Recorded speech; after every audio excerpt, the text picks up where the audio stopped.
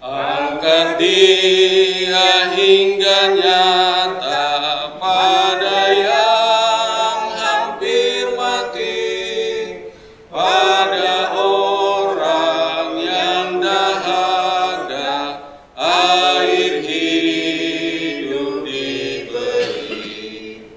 Hati yang rendah dan suci Tuhan lihat dan terima. Orang buta dalam hati dapat lihat darahnya. Angkat Dia juru selamat di hadapan manusia. Cari Dia sampai dapat, serta tinggalkan dosa.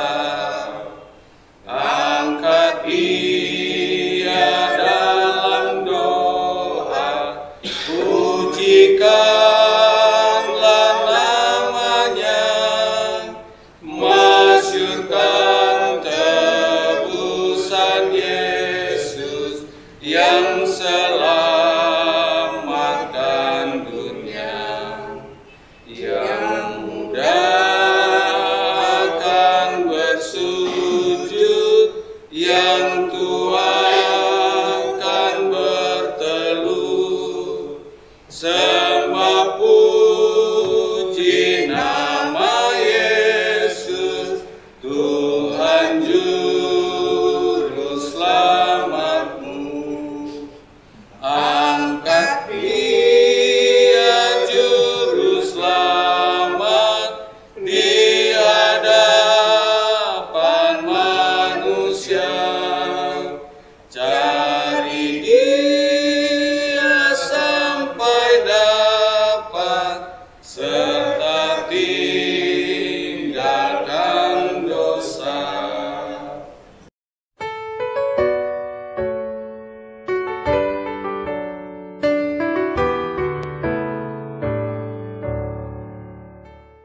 Bapa di sorga, kami mengucap syukur kepadamu oleh karena kesempatan yang indah boleh bertemu dengan Tuhan. Biarlah Tuhan mengurapi kami semua, supaya pekabaran yang kami akan pelajari benar-benar menguatkan kami, memotivasi kami untuk mempersiapkan diri berjalan bersama dengan Tuhan. Terpujilah namamu, di dalam nama Yesus kami berdoa. Amin. Selamat pagi bagi kita semua. Pagi ini kita bersyukur kepada Tuhan oleh sebab kesempatan yang indah boleh kita gunakan dalam berdoa 10 hari. Ini program dari pimpinan kita dari General Conference untuk kita lakukan. Boleh saya tahu ini tahun yang keberapa ini? Masih ingat saudara-saudara? Ya, waktu itu saya melayani di Tebet. Kalau saya tidak salah mulai tahun 2010 ya, atau 2012?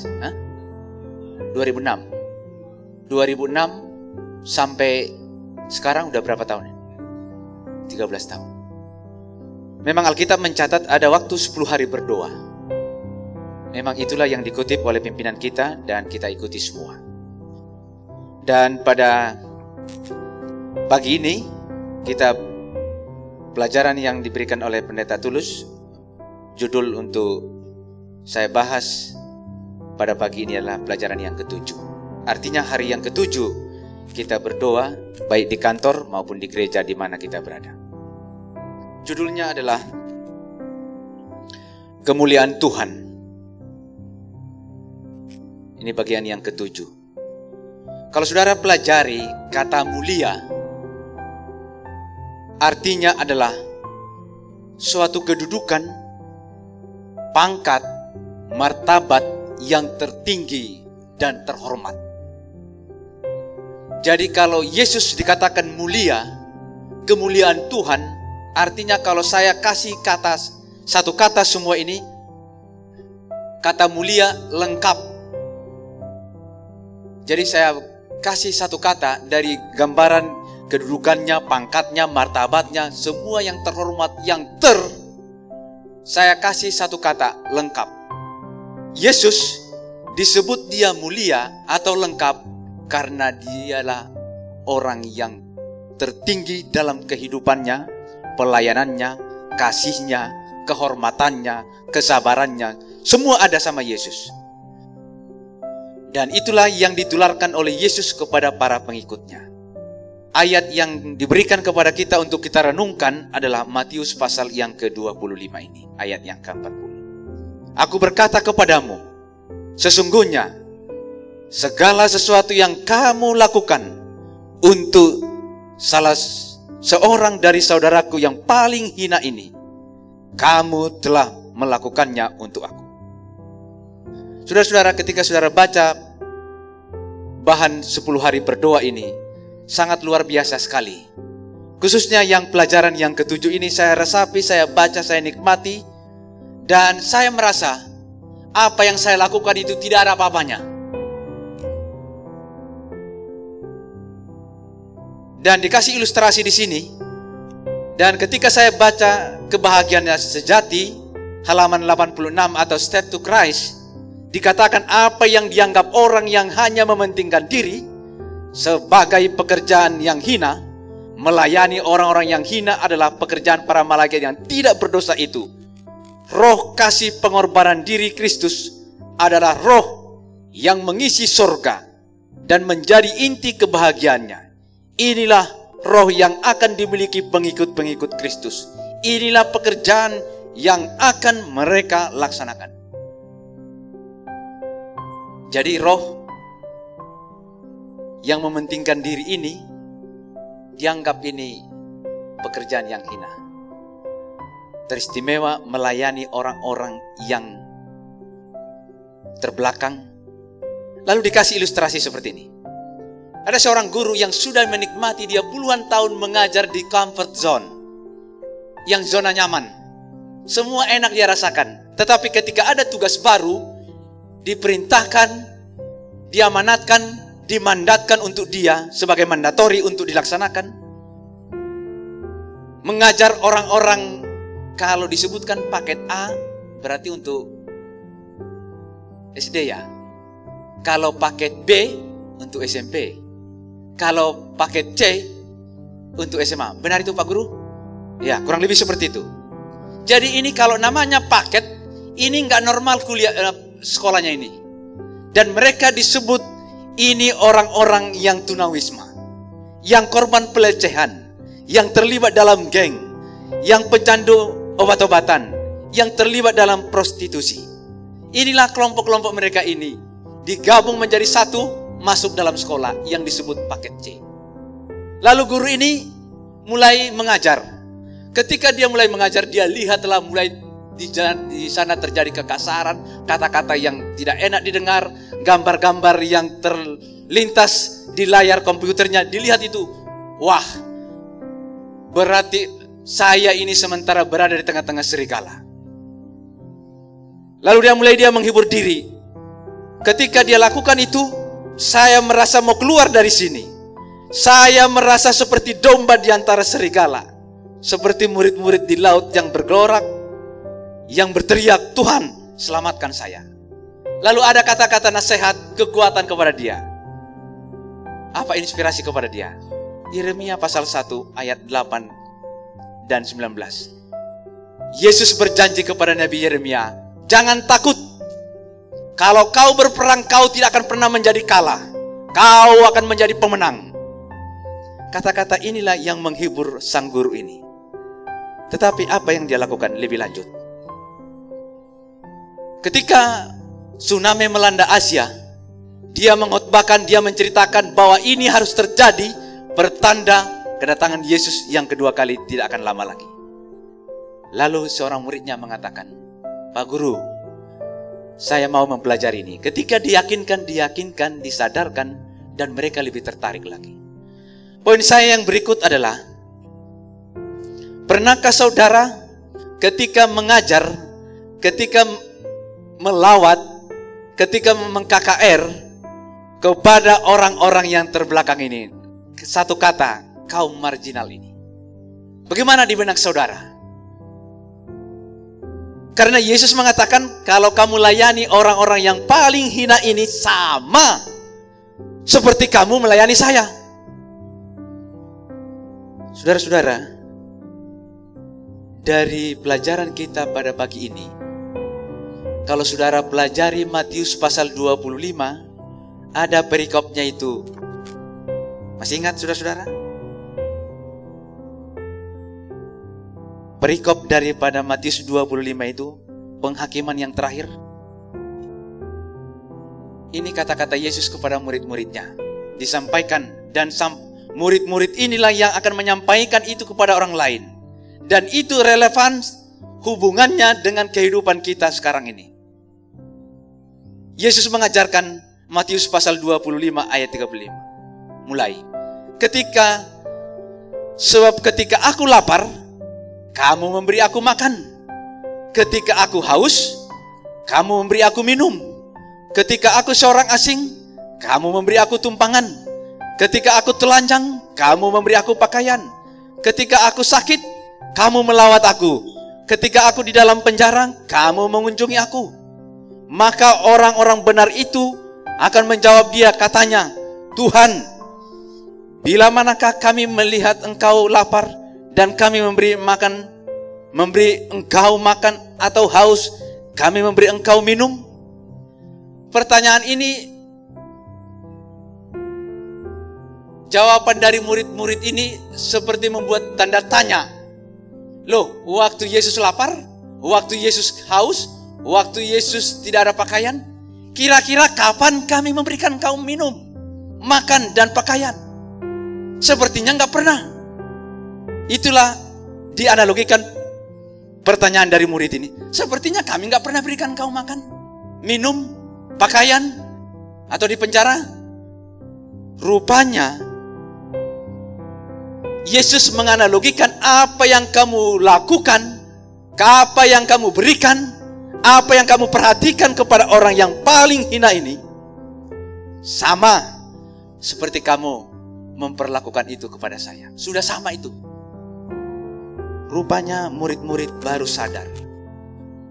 Berapa banyak di antara saudara dan saya sekarang yang namanya kelas pemulung. Saya 3 tahun di Salemba. Bagi saudara-saudara yang pernah melayani, awalnya saya agak tidak setuju dengan cara mereka. Bayangkan saudara-saudara, kalau di rutan Pondok Bambu, di sana biasanya orang-orang yang di sana ditaruh, orang-orang yang mau cepat kaya. Ini orang-orang yang kinclong di sana, 100% perempuan. Dan orang-orang cantik, wajahnya mantap. Terus saya tanya, Mbak, Bu, kenapa kok tiba-tiba ke sini? Begitulah Pak Pendeta. Mau cepat kaya ya?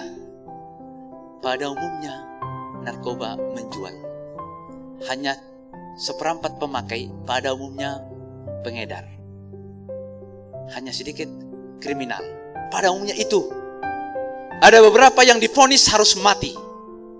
Satu kali cewek orang Rusia ini mengatakan, Pak Pendeta, doakan saya sudah divonis mati, tinggal menunggu hukuman mati. Siapa tahu ada kasih karunia untuk saya. Kita berdoa, saya tidak tahu apakah dia sudah dipenggal, berakhir hidupnya saya tidak tahu. Nah, orang-orang yang di sini saya lihat kelas-kelas yang masih bagus. Lalu kami melayani di rutan Salemba. Lebih menurun lagi, mabuk, pembunuh, pencuri, rampok, pemerkosa, di sanalah gado-gadonya. Itu menengahnya. Tapi yang paling dalam, yang paling bawah, enggak, tanah tinggi. Pendeta Melvin mungkin sudah pernah, Pak Guru Danijo. Di sanalah orang-orang pemulung. Ketika kami mengadakan KPA di sana, baunya bukan main. Saya agak gerah, agak risih awal-awalnya. Kenapa sih kita mau harus melayani di sini? Bahkan jemaat Salemba minimal sekitar 5 jutaan setiap bulan harus kasih dana ke sana. Mungkin sampai Yesus pun datang tidak akan diorganisir itu. Ini pengamatan saya. Benar itu Ibu Sofrin ya? Pelayanan Ibu lah yang paling sering melayani orang-orang yang saya juga bingung. Kenapa mesti dilayani ini? Hanya pemulung, hanya mengharapkan belas kasihan, hanya mengharapkan nasi sebungkus, hanya mengharapkan ongkos. Awalnya saya seperti itu berpikir, saudara-saudara. Ternyata sesudah saya nikmati, saya rasakan luar biasa penderitaan mereka. Dan saya baca lagi yang paling menggugah hati saya. Ketika saya baca di dalam buku Alfa dan Omega, Kerinduan Segala Zaman, halaman 278. Pak Ketua, namanya ini Pendeta Mardi yang sudah 4 kali ke Yerusalem. Ketua 1 kali, saya 2 kali. Dan sepertinya saya mengurungkan niat saya untuk pergi lagi ke sana. Saudara-saudara yang belum pernah, gak usah kecewa. Ini penghiburan yang sejati, yang mulia dari firman Tuhan. Dikatakan seperti ini. Banyak orang yang merasa bahwa adalah suatu kesempatan yang luar biasa bila mengunjungi tempat-tempat Kristus berada selama ia hidup di bumi ini. Berjalan di tempat ia berjejak, memandang ke danau yang di tepinya ia suka mengajar, serta bukit-bukit dan lembah-lembah yang sering dipandangnya. Tetapi kita tidak perlu pergi ke Nazaret. Kita tidak perlu pergi ke Kapernaum atau ke Betania agar dapat berjalan pada langkah Yesus. Kita akan menemukan jejaknya di sisi tempat tidur orang sakit, di pondok-pondok orang miskin, di lorong-lorong kota besar yang padat penghuninya, orang-orang yang hina, yang terpinggirkan. Jadi saya mengatakan tidak salah juga pergi ke sana, tapi jauh skala prioritas, jauh lebih menyentuh dari keterangan kerinduan segala zaman ini. Rupanya ke tempat-tempat yang lorong-lorong, yang hina ini, yang terpencil ini, yang tidak ada apa-apanya di pemandangan masyarakat. Dan mungkin saudara-saudara di jemaat sudah melayani orang-orang seperti ini. Mungkin awalnya saudara dan saya sama. Saya juga merasa gerah ketika KKR di Salemba. 80% tamunya dari sana. Bau rokok, bau semua komplit deh baunya. Kadang-kadang kita merasa gak enak juga, merasa gak nyaman. Tapi saya lihat ada yang mau dibaptis dulu di Salemba sana, saya lihat. Tidak ada persiapan apa-apa. Untung diakon dan diakonesi itu langsung menyiapkan celana dalam, menyiapkan BH-nya, menyiapkan semua dilengkapi. Ini luar biasa ini Salemba ini, saya pikir. Ini katakanlah baptisan dadakan. Ini kalau dibaptis ini sudah seluruh antero dunia ini membahas, masa nggak ada persiapan, masa nggak ada ini, semua dikomentari. Tapi Salemba sudah lakukan itu. Kalau saudara sekarang pergi ke sana, sudah pasti ada pakaian dalam wanita ada di lemari, karena disiapkan bagi mereka yang mau dibaptis, yang dadakan. Saya lihat ini, bacaan ini luar biasa, saudara-saudara. Bagaimana? Dikatakan, aku berkata kepadamu, sesungguhnya segala sesuatu yang kamu lakukan untuk salah seorang dari saudaraku yang paling hina. Jadi kalau dibilang hina masih mending. Ini yang paling hina. Saudara bisa menggambarkan orang yang paling hina ini? Satu kali waktu kami tinggal di Wisma Asri, biasanya jam 9 pulang istri, kadang sampai jam 11, kadang sampai jam 12. Satu kali hujan rintik-rintik, saya jemput istri, pulanglah kami sekitar jam 11. Kami, mungkin Pendeta Binar sering lewat dari situ, jalan baru dari Kalender terus masuk.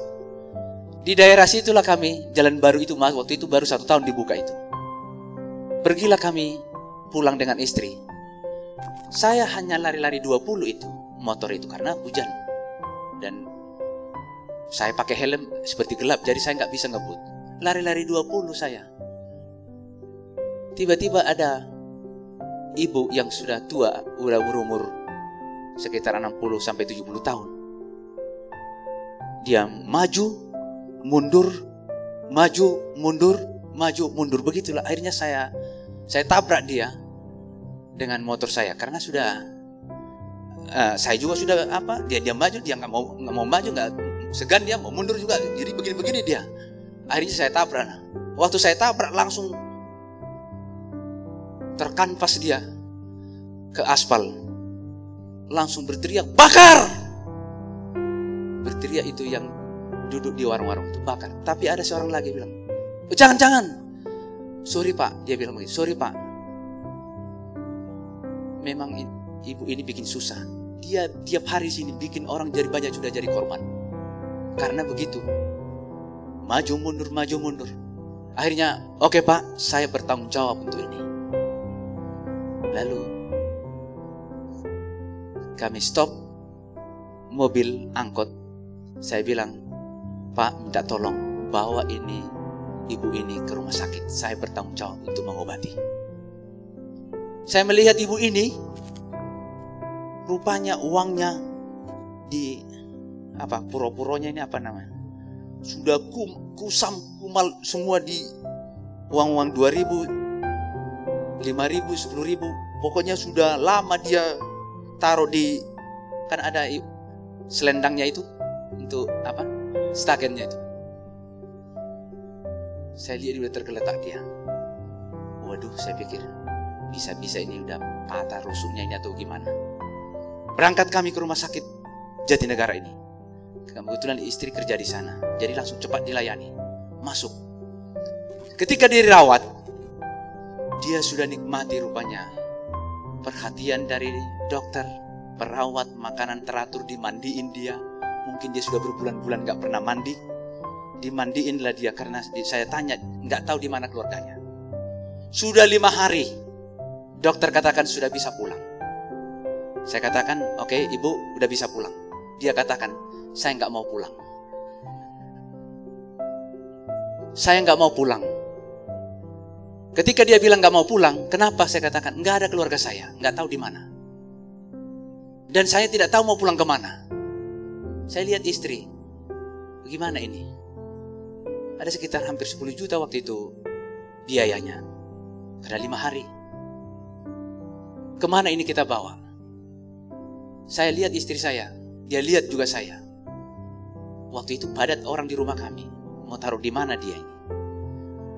Akhirnya saudara-saudara, ketika kami memutuskan, kami kasihlah dia ke satpam, supaya satpam yang mengatasi dia. Sesudah kami bayar semua, satpamlah yang mengatasi. Tapi dia bilang, gak mau saya pulang, mau di sini saya katanya. Dia merasakan betah, dia merasakan enak, yang selama ini dia tidak dapatkan. Ini orang yang gelandangan. Lalu saudara, dibawalah dia ke stasiun Jatinegara sana. Dibawalah dia ke sana. Dipaksa oleh satpam itu untuk dia pergi ke sana. Nggak tahu sampai sekarang. Itu 8 tahun yang lalu. Saudara, saya dan istri merasa berdosa dan menangis kami. Bayangkan orang seperti ini. Memang dia yang salah, sama-sama kami juga salah. Ketika kami tabrak dan dia sakit, di ronsen rusuknya, siapa tahu ada yang patah. Tapi itulah yang terjadi. Kami rawat, kami mandikan melalui perawat dan dokter semua lengkap. Ketika disuruh pulang, dia tidak mau pulang. Lalu saya analogikan dengan orang-orang yang terhina, yang tidak ada apa-apanya. Saudara, pernah nggak kita merasakan hal seperti itu? Memang pelajaran sekolah sahabat kita juga minggu ini.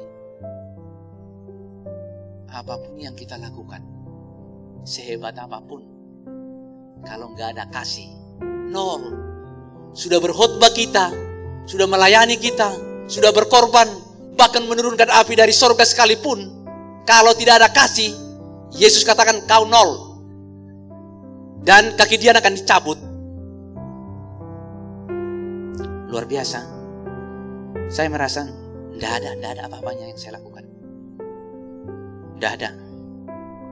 Kalau saya baca dari kutipan Roh Nubuat ini, luar biasa, memang ratusan miliar bahkan triliunan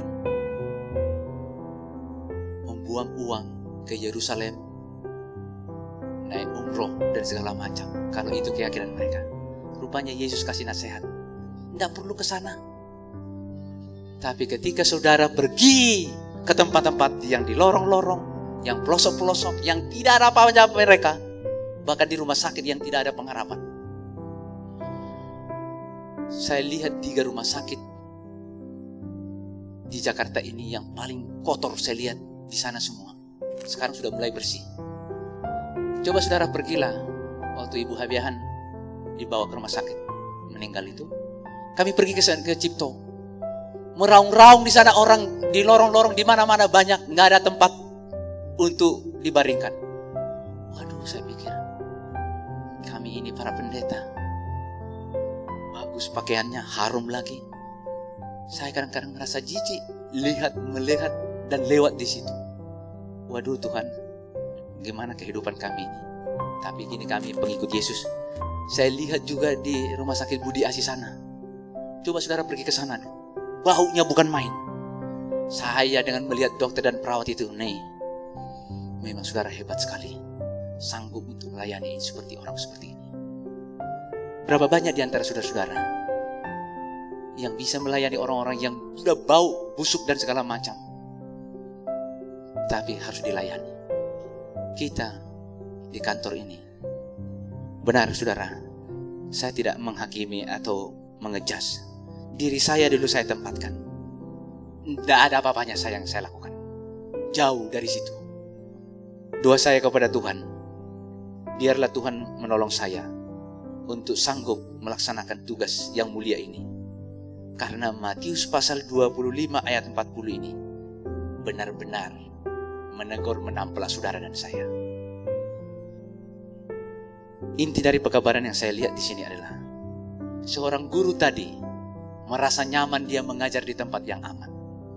Tapi ketika dia mengajar pakai C, dia temukan di sana, maaf kata, orang-orang yang tunawisma, yang korban pelecehan, yang terlibat geng, yang pecandu obat-obatan, bahkan prostitusi.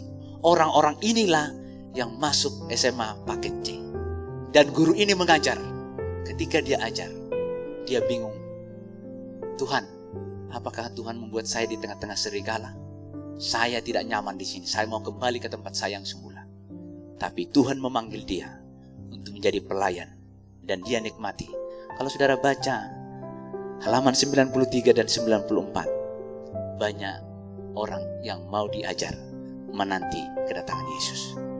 Saudara-saudara, saudara dan saya yang sudah terpanggil, bahkan sudah terpilih menjadi pelayan Tuhan. Mari kita rubah sikap kita rubah perilaku kita rubah paradigma kita, bahwa melayani sesungguhnya dalam hidup ini kasih dan pelayanan. Itulah yang dituntut, itulah yang diharapkan, itulah yang dirindukan oleh Yesus dari masing-masing kita. Berapa banyak di antara saudara dan saya yang menerima tawaran ini? Mari kita melayani orang-orang yang paling hina sekalipun. Jangan kita membeda-bedakan orang, karena Yesus juga mati untuk mereka juga. Tuhan menolong saudara, Tuhan menolong kita, supaya kita dapat melihat kemuliaan Tuhan di dalam diri kita maupun di dalam diri orang lain. Tuhan Yesus memberkati. Amin.